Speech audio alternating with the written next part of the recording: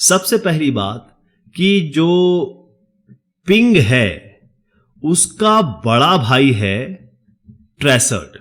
तो ट्रेसर्ट को आप बगैर पिंग के बात नहीं कर सकते। पिंग में क्या होता है कि आपका ये एक सोर्स है और ये एक डेस्टिनेशन है।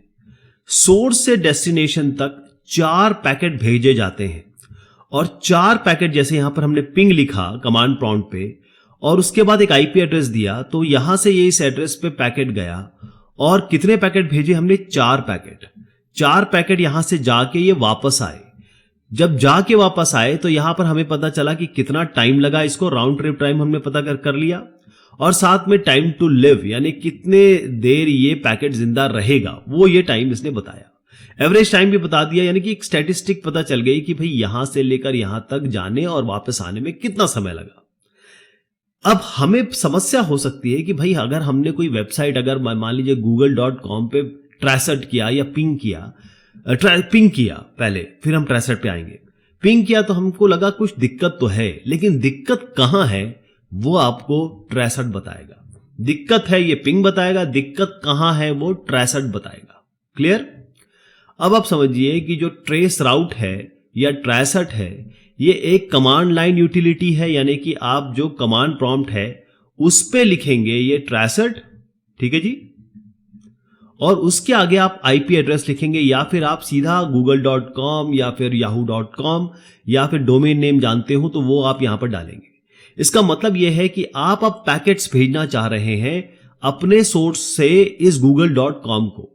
तो ये एक नेटवर्क डायग्नोस्टिक टूल है, यानी कि समस्या का निवारण, समस्या कहां है, कमांड लाइन पे ये काम करता है और इसका मेन काम है कि भाई ये रियल टाइम पाथवे यानी पैकेट का एक सोर्स से लेकर डेस्टिनेशन तक रियल टाइम ये कहां पर जा रहा है। पिंग आपको केवल डेस्टिनेशन बताता है कि भाई यहां से यहां गया, यहां से वापस आया, कि भाई यहां तक पहुंचने का क्या टाइम है। ट्रेसर्ट आपको हर एक पॉइंट पे जाके बताएगा कि यहां से लौटने का क्या टाइम है, यहां पर गए तो यहां से लौटने का क्या टाइम है। यानी जितने भी बीच में राउटर आएंगे हर एक राउटर को पिंग किया जाएगा, यानी कि पिंग हर बार ट्रेसर्ट में पिंग चलेगा, है ना, हर एक राउटर पे। तो ट्रेस राउट कहें या ट्रेसर्ट कहें, ये आपको टाइम बताता है कि एक सोर्स से लेकर डेस्टिनेशन तक जितने भी बीच में आपके राउटर आते हैं या फिर आपके अलग अलग नेटवर्क गेटवेज आते हैं वहां से वापसी का टाइम कितना है। तो पूरा रास्ता दिखा देता है आपको ये हर एक बीच के डेस्टिनेशन को इन्वॉल्व करके। देखिए ओरिजिनली ये जो बना था ट्रेसर्ट या ट्रेस राउट ये यूनिक्स के लिए बना था, लेकिन अब आप देखेंगे मोस्टली सारे ऑपरेटिंग सिस्टम में आपको ये मिलता है। विंडोज मशीन में इसको ट्रेसर्ट कहा जाता है, इसीलिए आप देख रहे हैं विंडोज के मशीन में ये हमने कमांड प्रॉम्प्ट पे ट्रेसर्ट लिखा है। जैसे आप लिनक्स और मैक पे जाएंगे तो इसको हम फिर ट्रेस राउट कहने लगते हैं। अंतर यही है, ट्रेसर्ट मतलब आप बात कर रहे हैं विंडोज की, ट्रेस राउट यानी कि आप बात कर रहे हैं लिनक्स और मैक सिस्टम्स की या ऑपरेटिंग सिस्टम्स की। ओके, तो होता यह है कि जब हम डेटा भेजते हैं, आप यहां भी देख रहे हैं एक पैकेट जा रहा है, तो ये सीधा यहां से उछल के नहीं पहुंच जाता है डेस्टिनेशन पे। इसको ये पूरा रास्ता तय करना पड़ता है, हर एक जंक्शन, हर एक बीच के जो माइलस्टोन्स है उनको क्लियर करना पड़ता है, राउटर को क्लियर करना पड़ता है। ओके, तो ट्रेस राउट काम ही यही करता है। वो क्या करता है कि हम यहां से गए यहां, इसका ये राउंड ट्रिप टाइम बता देगा कि भाई ये पहला हॉप है मेरा, मतलब पहला एक डेस्टिनेशन पहुंचने के लिए पहला जंप ये है मेरा, यहां से यहां तक टाइम कितना लगा पैकेट को आने में, फिर ये आगे बढ़े, यहां से कितना टाइम लगा, फिर यहां बढ़े, यहां से कितना टाइम लगा, और फाइनली हम डेस्टिनेशन पे पहुंचे, यहां से कितना टाइम लगा।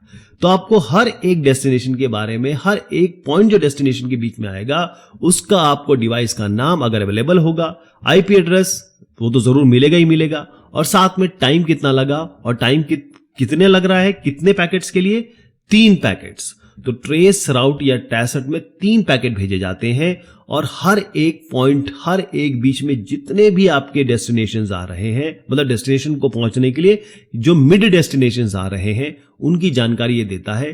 तो यहां से हमें पता चल जाता है कि ये जो समय कहीं ज्यादा लग रहा है, कहीं कम लग रहा है, उससे हम पता लगा सकते हैं कि समस्या कहां है। अब आप बहुत ध्यान से देखिएगा कि ट्रेस राउट जो है वो आपका बड़ा भाई है पिंग का।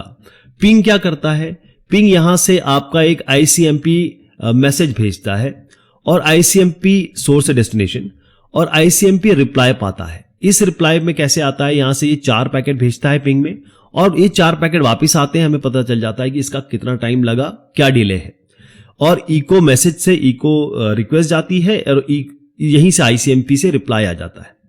तो ये होता ये है कि यही काम आपका ट्रेस राउट भी करता है, लेकिन वो एक पूरे डेस्टिनेशन के लिए नहीं करता, वो बीच के लिए भी करता है। और यहां पर जैसे पिंग में 4 पैकेट भेजे जाते हैं, यहां पर ये 3 पैकेट नॉर्मली भेजा जाता है। तो एक जगह से जाके वापस आने में कितना टाइम लगा उसको कैलकुलेट किया जाता है। ओके, तो हर एक हॉप का मतलब होता है ये एक हॉप हो गया, ये एक हॉप हो गया, ये एक हॉप हो गया, तो हमको पता लग जाता है कि टाइम क्या है इसका वापस आने का।